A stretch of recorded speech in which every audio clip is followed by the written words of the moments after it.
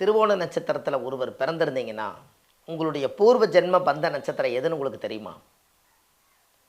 அதாவது என்னன்னு கேட்டால், ஆயிலி நட்சத்திரம் தான் உங்கள் பூர்வ ஜென்ம பந்த நட்சத்திரம்.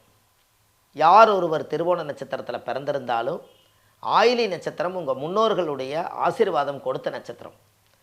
என்னைக்கு ஆயிலி நட்சத்திரம் வருதோ அன்னைக்கு தான் உங்களுக்கு முழுமையான ஆசீர்வாதம். மாதம் மாதம் முன்னோர்கள் ஆசீர்வாதம் பண்ணிட்டு தான் இருக்காங்க.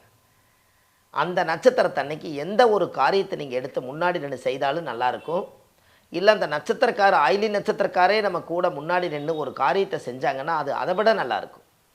ஒரு இடந்தட வீடு வாசல் சொத்து சொகை எல்லாமே அவங்கள வச்சு முன்னாடி நின்று வாங்குங்க. அது அசுர வளர்ச்சிக்கு வரும். ஆயிலி நட்சத்திரத்தில் ஒருவர் அந்த ஆசீர்வாதம் வந்துருச்சுனாலே, ஆயிலி நட்சத்திரம் யார்? ஆதிகேசவன். 2 பாம்புகளும் பின்னி பிணைஞ்சிருக்கக்கூடிய ஆதிகேசவன்.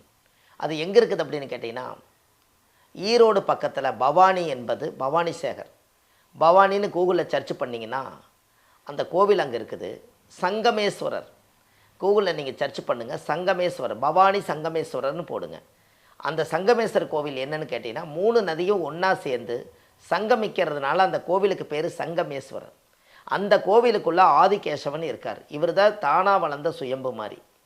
அதனால் அந்த கோவிலில் போய் உங்கள் ஜாதகத்தை கொண்டு போய் வச்சு சுவாமிக்கு தேங்காய் பழம் மாலை கல்கண்டு வாங்கி அர்ச்சனை பண்ணி அந்த கோயிலில் போய் சாமி கும்பிட்டு வந்தீங்கன்னா அந்த ஆயிலி நட்சத்திரத்தினுடைய ஆசீர்வாதம் ஜாதகருக்கு பிரமாதமாக கிடைக்கும். இதை செய்து பாருங்கள். வாழ்க்கையில் நல்லதே நடக்கும். வாழ்வது ஒரு முறை, வாழ்த்தட்டும் தலைமுறை. நன்றி, வணக்கம்.